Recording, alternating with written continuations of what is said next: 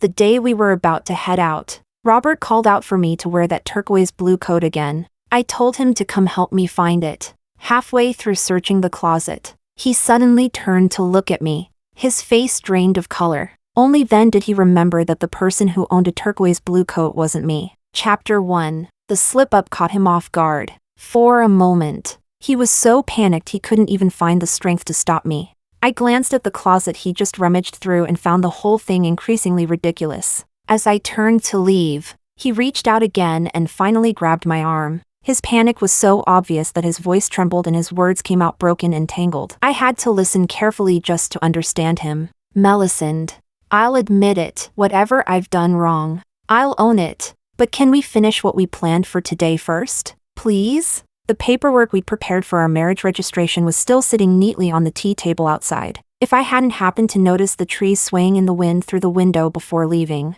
I wouldn't have thought about changing into a heavier coat. Standing by the door, Robert had casually said, as naturally as breathing, "Just wear that turquoise blue coat again. It looks great with your complexion." And just like that, what had seemed destined to be a smooth trip to get our marriage license fell apart at the very last moment. Looking at Robert, whose entire body was trembling with fear, I suddenly couldn't understand where he'd found the nerve to cheat on me. Or maybe he'd always been bold enough. Maybe this terrified act was nothing more than a performance. I shook off his hand and laughed at him for still daydreaming at a time like this. Robert, finding out you've been cheating and going to get our marriage license aren't two unrelated things. You cheated on me. There's no way I'm going to swallow my disgust and stay with you. The strength seemed to leave his body all at once. He collapsed to his knees. Chapter 2. As the sharp sound of Robert slapping himself echoed through the room, I walked over to the tea table and slowly tore apart the documents we had prepared. The red background photo we'd happily taken together for our marriage license was torn to pieces and tossed into the trash.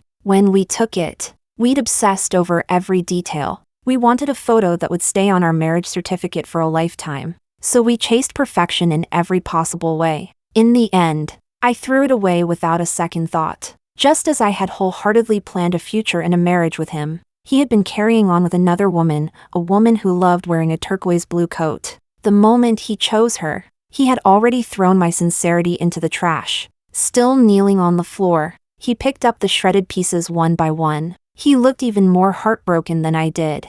Then he started talking about how we'd gone from studio to studio, taking countless versions of the photo before finally choosing the one where our smiles looked the brightest. He talked about how we'd picked today's date at the beginning of the year and had waited for it for so long. While he tried to play the nostalgia card, I kept tearing apart the mask of sincerity he was hiding behind. Robert, I'm not the one who turned all of this into a joke. He kept saying how hard-won everything was. Yet he had never cut ties with that woman. I hadn't missed the word again when he told me to wear the coat. For him to remember it so clearly and say it without thinking, he'd probably seen that coat recently. The moment I heard the words turquoise blue coat, I already had a good idea of what Robert had been doing behind my back. All I could think of was the business trip he'd taken 3 days ago. Maybe the trip had been a lie. Maybe the real purpose was a date with her. And the gifts he brought back for me?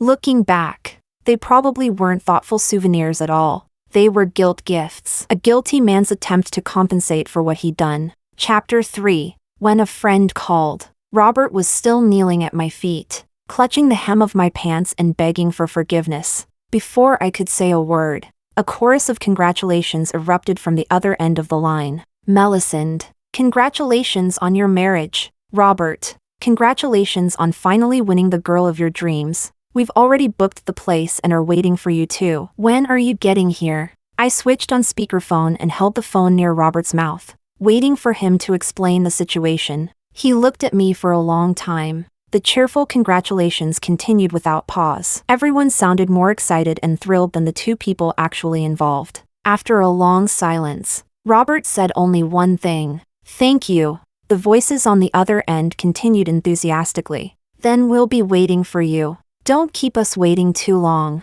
After I hung up, I nudged Robert with my foot. Only then did he finally let go of my pant leg. Come on, I said. Let's go explain everything to our friends. He immediately started pleading again. Melisande, if you're willing, everything can still go exactly the way everyone expects. I shut that idea down. Not everyone. Robert, I've already told you, I don't want to marry you anymore. And you know I'm not joking. Then I asked him, how about bringing that woman with us? The three of us can show up together. No one will need an explanation. Everyone will understand exactly what's going on. He fell silent before rejecting the suggestion. So I continued.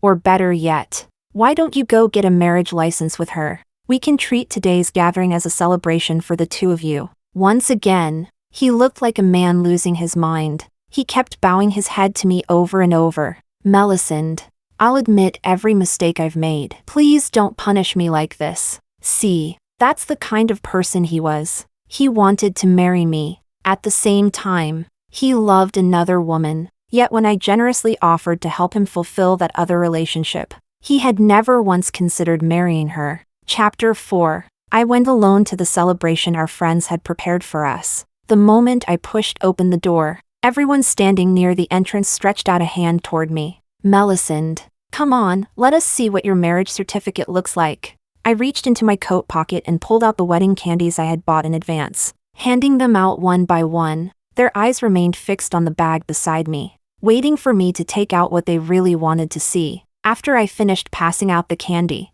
I spread my hands. Just candy, nothing else. One of the friends at the front frowned in confusion. How could there be nothing else? I looked up. At the far end of the room hung the large decorative words they'd prepared for us. Happy marriage. I walked over, tore down the word marriage, and stood there beneath the remaining decoration. Robert and I broke up.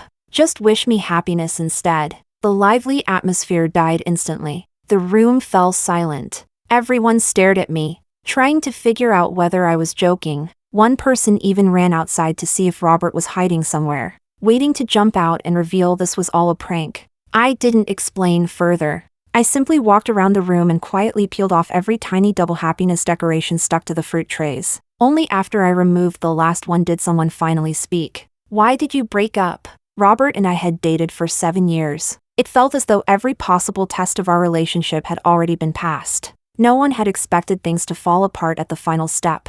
Even our friends couldn't imagine what kind of problem could have pushed us this far. I told them the truth. Robert fell for another woman. The rebuttal came almost immediately. Melisande, you know better than any of us that you're the person Robert loves most. I suddenly laughed. Really? That didn't stop him from loving another woman at the same time. Someone took the opportunity to call Robert. His phone wasn't off, but he never answered. As more time passed, no one stepped forward to say this was all a joke. No one questioned whether I was telling the truth anymore. One by one, everyone silently returned to their seats. Finally, someone asked, "What kind of woman is she?" The question broke the silence hanging over the room. I shook my head. I don't know much about her. I only know she likes wearing turquoise blue coats. From beginning to end, I had never pressed Robert for details about her. It didn't matter when their relationship started. It didn't matter how deeply they felt for each other. What mattered was that Robert had been unfaithful. The moment I caught that tiny clue, I knew our relationship was over. Then I heard one of Robert's friends ask in confusion, "What exactly is Lake Blue?" I laughed. "Go get yourself a girlfriend. She can teach you." Throughout all the years Robert and I were together, he couldn't tell colors apart to save his life. Every piece of clothing I bought was reduced to only 2 categories in his vocabulary: dark and light. As for blue, there had only ever been dark blue and light blue. And yet, thanks to another woman, he now knew exactly what Lake Blue was. That was why a single careless sentence from Robert contained far too much information. More than enough for me to understand everything. Chapter 5. I saw Robert on my way home. Just like always, he was waiting outside the entrance to my apartment complex. At this exact time last night, he had spotted my car from far away and started waving excitedly. The first thing he said when he saw me was, "Melisande, one more day, and you'll officially be my wife." Then he pointed at the tree beside him. "It's spent countless nights waiting here with me. Tomorrow, it deserves a big red ribbon too." On the drive home, he had been making plans non-stop, deciding where to place all the festive decorations he'd bought in advance. Looking back on our journey together, he suddenly realized how difficult it had been to make it through more than 7 years. And as he talked, tears began streaming down his face uncontrollably. He called them tears of joy. again and again. He pulled out our marriage registration documents and looked through them. He kept telling me everything we would do after getting married the next day. We would hold hands and show off our marriage certificate to our friends, proving that we'd reached the next stage of life before they had. We would have a candlelit dinner, watch a movie, and hand out wedding candy to strangers we passed on the street. Last night, he had planned everything. Today, none of it happened. When he approached my car, he knocked on the window. I ignored him. My friend rolled down the rear window and leaned out. "Robert, what does that turquoise blue coat look like?" No one at today's gathering had been wearing anything lake blue. That was why my friend had insisted on coming home with me when I left. She said she wanted to personally ask Robert what kind of coat had left such a lasting impression on him. She had also confidently predicted that we'd find him waiting for me.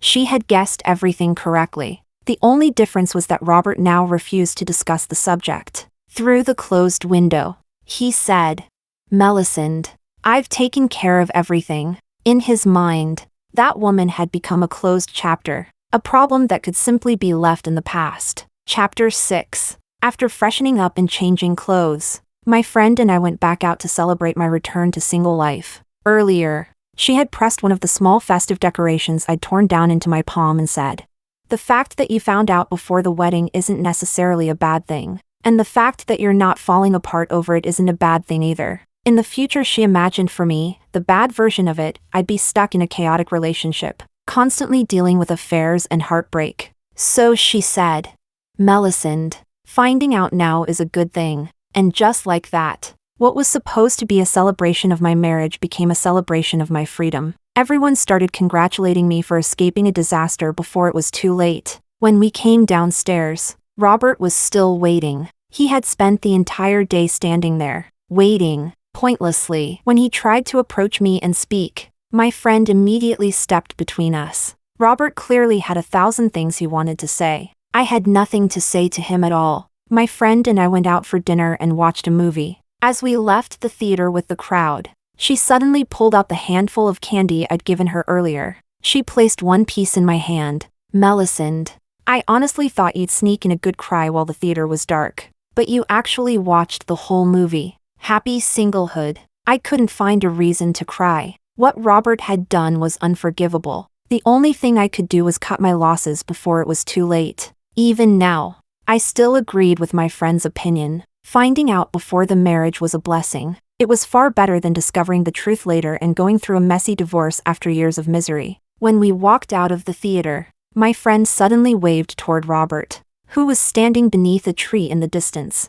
It was the first friendly gesture she had shown him all night. He practically jogged over. When he stopped in front of us, she offered him a piece of candy. "Today's a good day." Melisande got her freedom back. "Take a little of that good luck for yourself." Robert didn't take it. Without hesitation, my friend tossed it at him. He caught it automatically out of reflex. As we walked away, he remained standing there, looking completely lost. I knew exactly why. In the candy distribution plan he had designed, there had been a moment just like this. The last piece of candy was supposed to be reserved for each other. We were supposed to unwrap it for one another, feed it to each other, and congratulate each other on getting married. He had accepted my candy. Only now, it was meant to celebrate my leaving him. Chapter 7. As we passed a clothing store, a turquoise blue coat displayed in the window caught my attention. Not just mine, my friend's too. She pointed at it and said,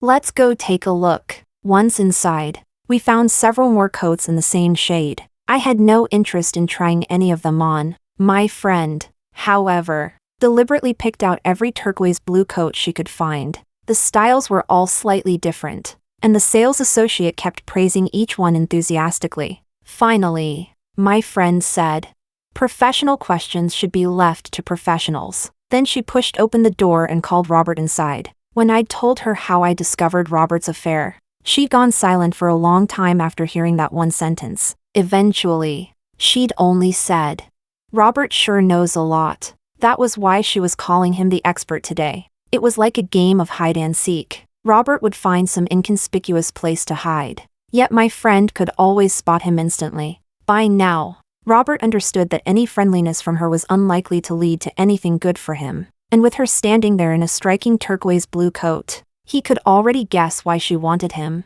so he stayed where he was, standing beneath the lights, visible, but unwilling to come closer. My friend wasn't about to let him off so easily. Pointing at him, she said, "Stay right there." Then she tried on coat after coat, walking to the doorway each time so Robert could see. At last, she asked him, "Robert, which one matches my complexion best?" Under the bright lights, I saw his pale face. His lips had completely lost their color. I imagined his hands and feet going numb, his mind blanking out, exactly the same way I had felt when I first heard those words. Chapter 8. When we headed home, Robert didn't follow us this time. I politely declined my friend's offer to stay the night with me. When I opened the door, the apartment was dim and silent. It looked as though nothing had happened. Yet in the version of tonight that Robert and I had planned, the place would have been filled with lights, laughter, and celebration.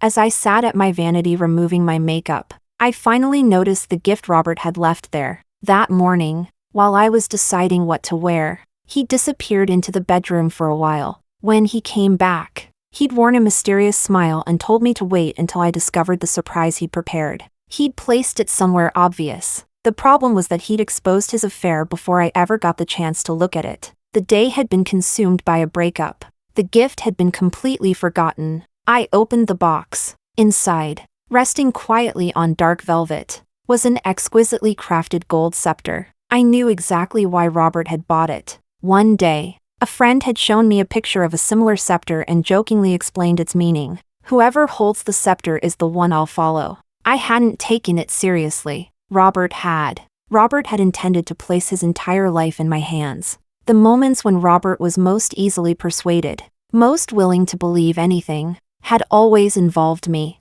The first time was when he came home one day and I noticed the mole on his face was gone. When I asked about it, he told me a coworker had casually mentioned that the mole wasn't good for my luck, so he'd used his lunch break to have it removed. The second time was when we were choosing our wedding date. Robert originally wanted the earliest date possible, but after a friend casually mentioned that a certain month was lucky for me, he pushed the wedding registration all the way to the end of the year. Thinking about it now, he really had loved me. The problem was, he hadn't loved only me. Chapter 9. Early the next morning, I saw Robert waiting downstairs outside my building. If everything had gone according to plan, we would have spent today visiting both sets of parents. Instead, all I did was make a phone call and tell my parents that the marriage registration was off. Maybe because I wasn't the one who had caused this mess. Handling everything felt surprisingly simple. The moment Robert saw me, he hurriedly took several bags of gifts out of his car and came over to greet me. "Melisande, I'm sorry, I failed you." Now that last night was behind us, he no longer expected me to swallow my disgust and pretend everything was fine while he apologized. I couldn't ignore the dark circles beneath his eyes. I hadn't slept well. Neither had he. I didn't take the gifts. Instead, I brought up the item he'd left on my vanity. I couldn't even be bothered to make a special trip upstairs to retrieve it for him. "Robert, when I find the time, I'll mail it back to you." He immediately panicked. "It was a gift for you." I found his anxiety and desperation almost laughable. "I know, but I can't manage a household like yours, so I'm declining the authority you're trying to hand over to me." He repeatedly promised that he would change. He insisted that he had already taken action. And what exactly did he mean by taking action? Nothing more than ending things with that woman the moment I discovered the relationship. In reality, he wasn't any different from last night. He still believed a little effort would be enough to win me back. Yesterday, it was kneeling and begging. Today, it was a few apologies and a handful of inexpensive gifts. Robert, not every mistake deserves a second chance. Chapter 10. Robert sat beside me while I ate breakfast. Because we came here so often, the owner automatically placed my bowl of porridge in front of him. Sharing a bowl and eating with the same spoon had once been our routine. With practiced ease, he began picking the beans out of the porridge one by one. It was only after we started dating that he discovered this strange little habit of mine. I loved bean porridge. I just hated eating the beans themselves. Back then, he'd laughed and said, "Melisande, your parents must have spoiled you rotten to let you get away with something this picky." Then he'd added, It's okay, I'll spoil you too. And after that, he always picked out the beans for me. He'd gotten very good at it. I told him to pass me the bowl. He ignored me and kept concentrating on removing the beans. Robert, give it up, I said. Even if you pick them all out, I'm not drinking that porridge. He didn't stop. Instead, he told me not to take my anger out on my stomach. Then he brought up the first time he'd ever done this for me. He hadn't picked out all the beans, and I'd accidentally swallowed one. I'd immediately made a face and spat it back out. He'd laughed so hard he could barely breathe. You looked like an angry pea shooter charging into battle. I rolled my eyes, finding him ridiculous. As I turned to look out the window, a woman wearing a turquoise blue coat caught my attention. Since yesterday, I seemed to notice every turquoise blue coat instantly. She had been staring in our direction the entire time. Maybe she was looking at me, maybe she was looking at Robert, or maybe she was looking at the person sitting between us. Then I watched her take out her phone and dial a number. Just as Robert handed the porridge to me, his phone began to ring, and at that moment, I finally saw what kind of turquoise blue coat Robert had never been able to forget. Chapter 11. After Robert hung up the call, the person on the other end called again. For the second time, I saw his face turn pale. There was even a faint sheen of sweat on his forehead. Sometimes, the only way to describe certain things is pure coincidence, like how I happened to discover Robert's affair less than an hour before we were supposed to register our marriage. Or how, among all the coats my friend had tried on that day, one of them happened to be the exact same style worn by that woman. Back then, my attention hadn't been entirely on Robert. I had only glanced at him instinctively after my friend asked that final question, so I'd assumed his panic came from being forced to relive the moment when he'd accidentally exposed himself and been caught by me. But now I realized there had been another reason. My friend had unknowingly tried on the exact same coat, and of all the options, she had genuinely liked that one the most. In the end, she had even worn it while asking Robert that question. At that moment, what had been going through his mind? Had he felt that my luck was simply too good? That every answer was hidden behind nothing more than a thin sheet of paper? That if I poked through it lightly, the entire truth would be exposed? After hanging up for the third time, Robert finally noticed the woman standing outside the window. My attention had already shifted back to breakfast. The bowl of porridge he'd carefully picked the beans out of sat pushed to one side. I couldn't see his expression, but I did notice him silently switching his phone to vibrate beneath the table. Then he said, "Melisande, I need to step out for a moment. Go ahead and eat." I heard his chair scrape against the floor. By the time I looked up, he was already walking out of the restaurant. He even had the presence of mind to head toward a spot just outside everyone's line of sight. A moment later, I saw the woman follow him there. If I hadn't already known the truth, I never would have guessed there was anything between them. Chapter 12. The scene felt strangely familiar. 3 years earlier, Robert's ex-girlfriend had suddenly appeared in front of us. She completely ignored my presence and walked straight up to him. Without the slightest hesitation, she said, "Robert,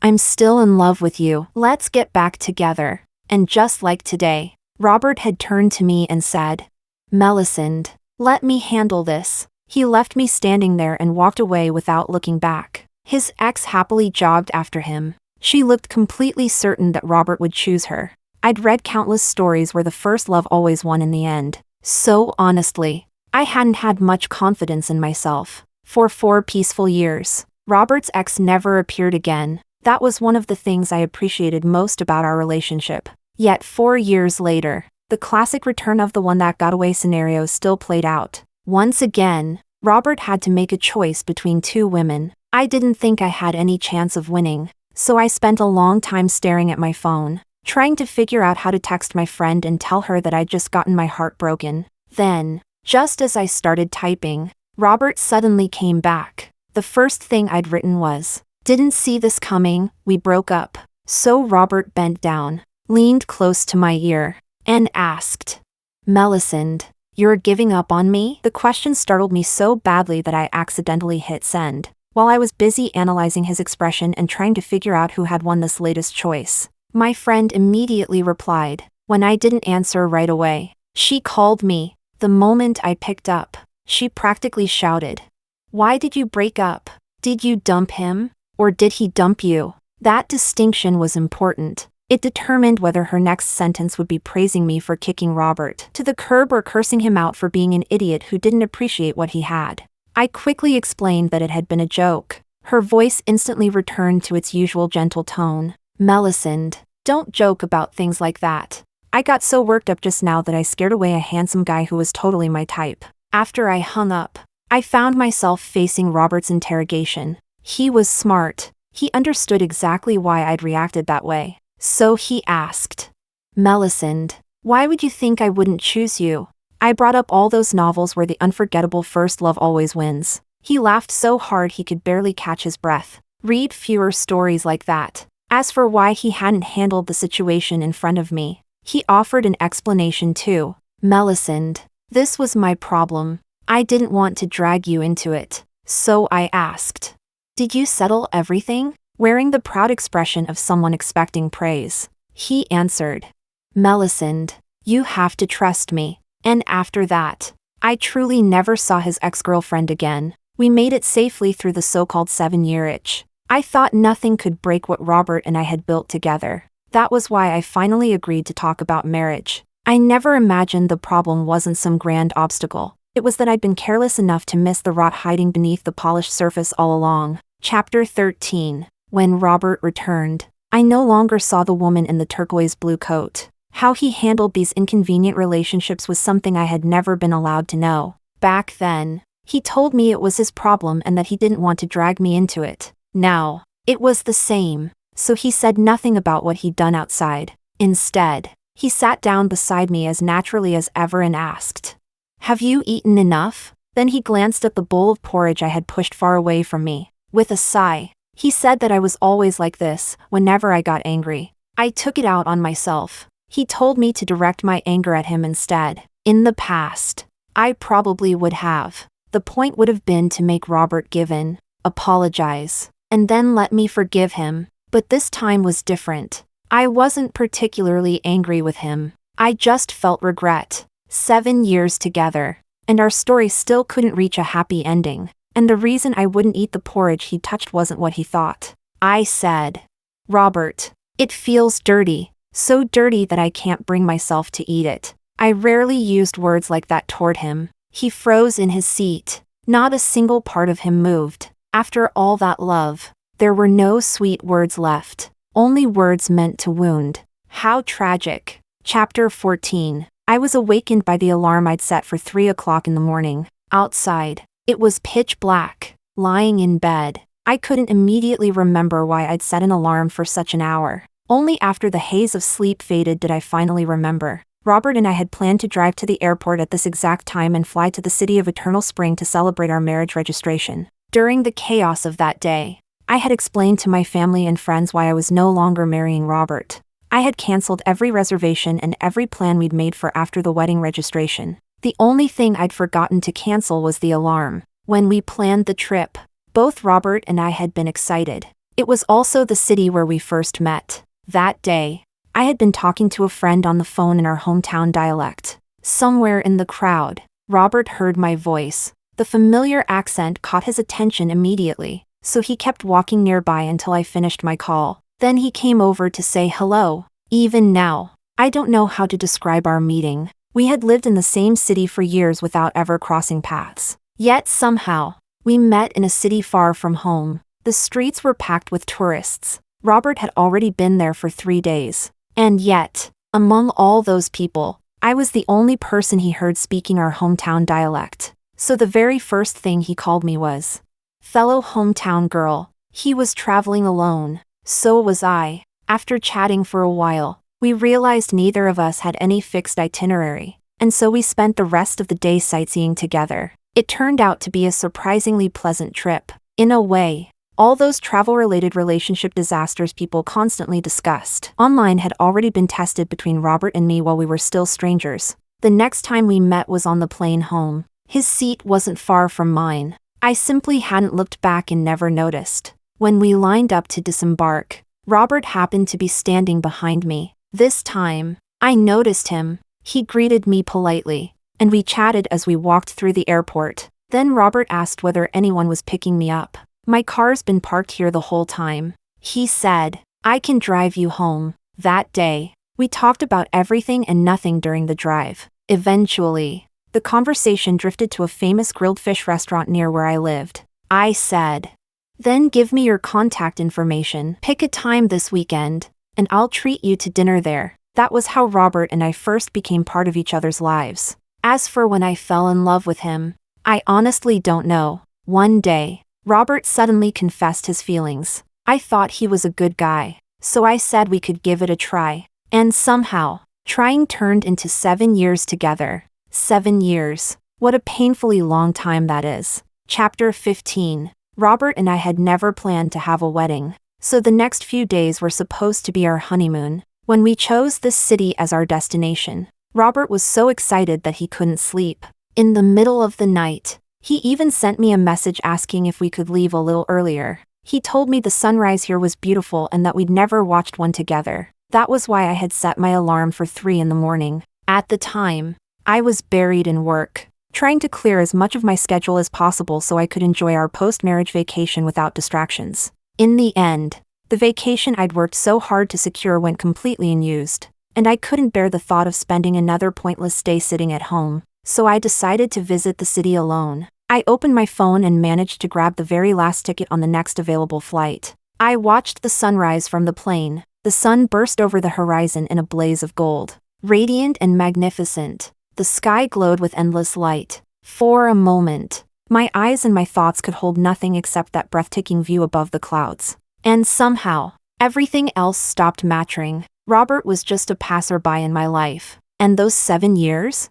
They were only 7 years of my life after all. Chapter 16. I was taking photographs of the city's scenery when my friend called. With unmistakable delight in her voice, she said, Robert's losing his mind trying to find you. In the wreckage of our canceled plans, Robert had no idea where I was. My friend never asked. Instead, after hearing the constantly changing sounds around me, she simply said, Melisande, have fun. Beautiful scenery and good food really can heal a wounded heart. The sadness I'd felt 3 days ago had begun fading away little by little from the moment I watched that sunrise. I hadn't expected to see the city's famous Love Patrol car again. 7 years ago, I'd been captivated by the vehicle overflowing with flowers. I desperately wanted to ride in it and experience what it felt like to be treated like a princess. Unfortunately, it only accepted couples. So that day, I tugged lightly on Robert's sleeve and whispered, Could you pretend to be my boyfriend so I can ride it and see what it's like to be surrounded by flowers? He replied, Perfect. I'm tired anyway. Let's take a break. Then Robert took my hand and led me onto the flower-covered carriage. As more and more couples climbed aboard, we ended up sitting near the edge, enjoying the scenery rolling past. At one point, Robert pointed toward the distance. If you don't have any plans afterward, let's go check that place out once the tour is over. A flower suddenly landed in my lap. Startled, I looked down. Someone standing below had tossed it up to me. When I looked over, he waved enthusiastically and called out, Wishing you two a lifetime of happiness together. Guilt flashed through me. I nodded awkwardly but didn't dare respond. At the end of the parade route, every couple was expected to step off the carriage hand in hand while everyone applauded and cheered. This time, one of the staff members pointed at me and the person standing nearby before waving me over. I shook my head and gestured that they had mistaken the pairing. Then I stayed where I was, watching other couples enjoy the experience. Looking carefully, I realized that none of the faces on this year's carriage seemed familiar. Perhaps my memory had faded, or perhaps the people from 7 years ago simply didn't have time to come anymore. I supposed life had carried them elsewhere. Chapter 17. The night I returned home, I found Robert waiting downstairs outside my building. We had accumulated all that vacation time together. I'd suddenly decided to take a solo trip, and during those days, Robert had stayed here waiting for me. The moment he saw me, he spoke in a hoarse voice. This is the cruelest thing you've ever done to me. I had never intended to prove my importance to Robert by leaving. And as for the revenge he spoke of, I'd never thought about that either. Otherwise, I wouldn't have gone this long without even asking him to tell me the full story of his betrayal. All I'd done was realize that Robert wasn't the right person for me. And once I realized that, I chose not to keep him. After that, I simply needed to do whatever I could to stop the situation from causing me more pain than it already had. I left quietly. Yet in my absence, Robert finally saw his own heart clearly. With complete sincerity, he told me, "Melisande, I can't live without you. These past few days you've been gone. I've been nothing but a shell of myself. The fear of losing you is driving me insane." I was tired, too tired to deal with his belated regret. When he had me, he still wanted someone else. He never stopped to consider what would happen if I found out. Now that he'd lost me, he stood here crying, talking about how he couldn't live without me, talking about how much he regretted everything. It all sounded like a performance forced out by circumstance, a love confession that came only after the consequences arrived. My voice remained cold. "And what does that have to do with me? Robert, you're the one who drove me away." Chapter 18. I didn't plan on celebrating my birthday this year. Early that morning, my friend bombarded me with phone calls, reading birthday wishes she'd found online one after another. I didn't remember a single one. The only thing I remembered was the address she sent me afterward, claiming she'd carefully planned a special birthday party and ordering me to show up on time. I'd never seen so much lake blue in my life. Every friend at the party was wearing some variation of a turquoise blue coat. Compared to them, my all-black outfit looked completely out of place. The only person who looked even more out of place was Robert, who arrived late. My friend secretly leaned over and whispered, "Melisande, I invited him on purpose. I used your birthday as an excuse, so he couldn't say no." And just like that, Robert, who had managed to avoid everyone's criticism before, was finally dragged into the spotlight. The person carrying out the so-called revenge Robert kept talking about wasn't me. It was my friend. She was obsessed with tormenting him using anything and everything related to Lake Blue. The day I left, when Robert couldn't reach me, he called her instead. She said absolutely nothing. She just laughed, and laughed, and laughed. Only at the very end did she manage to say, "Robert, you brought this on yourself." By then, he'd already hung up. Robert was seated directly across from me, separated by a crowd of people. He could do nothing but look at me. He couldn't get close. Every game that night seemed designed specifically to target him. Getting Robert drunk became everyone's shared mission. When his gaze started losing focus, my friend leaned over and asked, "Robert, who is that woman?" Robert only replied, "There is no other woman." My friend immediately rallied everyone to continue. "He's not drunk enough yet." Wearing my birthday hat, I sat quietly and watched the show my friends had prepared for me. Robert kept shooting me pleading looks, but I couldn't help him, because before I entered the room, my friend had whispered two things in my ear. First, she apologized. She told me this might not be the happiest birthday party. Second, she asked me for a favor. She wanted one chance to finally vent her anger. Everyone had once planned to give red envelopes and gifts to the future children Robert and I were supposed to have. What he'd done felt like a betrayal not only to me, but to everyone who cared about us. By the end of the night, the topic still hadn't changed. Everyone wanted Robert to explain exactly what kind of turquoise blue coat it had been. One after another, my friends walked in front of him, testing his reactions. He was clearly drunk by then, yet he still managed to keep his expression under control. Even though my friend had spent the entire evening walking around in the exact same coat, he never let his face betray anything. I stared at the coat for a long time, long enough for Robert to notice, and then I saw it. The surprise, the heartbreak, the realization in his eyes. He had finally understood. That day, I'd seen the woman standing outside the window in her turquoise blue coat too. Chapter 19. When it came time to make a birthday wish, mine was simple. I hope everything between Robert and me ends here. Between Robert and me. Between Robert and my friends. I hoped the damage caused by all of this would end here too. And afterward, we'd go back to being strangers. Robert sat there in silence, listening to every word of my wish. In the end, he left before anyone even had the chance to sing happy birthday. 7 years ago, that trip where I met Robert had been a birthday gift to myself. That was where our story began. This year, I chose my birthday gift to be something else. I chose to leave Robert behind, and from now on, I would return to a life that didn't include him. The feeling was much like the moment I watched the sunrise from the airplane. The world was vast, colorful, full of endless possibilities. Robert was never important enough that losing him could make my world collapse. I was grateful that he had once appeared in my life, and I had finally made peace with his departure. I believed that everything had unfolded exactly the way it was meant to.